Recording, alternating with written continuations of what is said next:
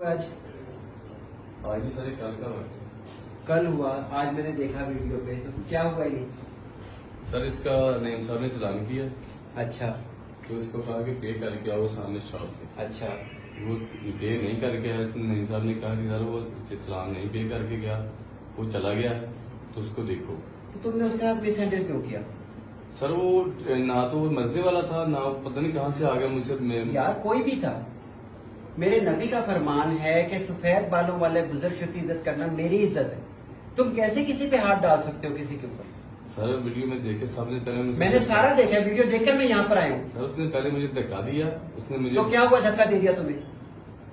جب اس نے ایسے مجھے دھکا دے کے رکھا. تم یونیفارم میں، تمہارے پہ بہت ساری ذمہ داری ہیں، ساری دنیا ہمیں دیکھتی کہ ہم کیا کر رہے ہیں. اور تمہیں نے کتنی دفعہ کہا یار اخلاق اخلاق اخلاق اخلاق، نہیں سمجھ میں آتی.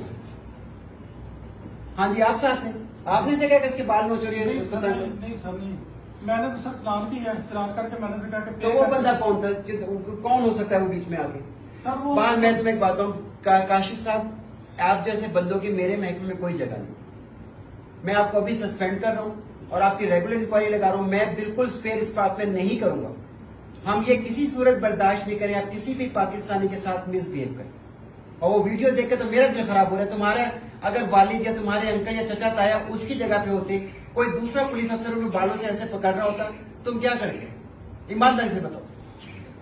تم لوگوں کو ان لوگوں میں اپنے چاچا تائی نظر نہیں آتے؟ تو پھر کیسے کر سکتے ہو تم مس بہیو؟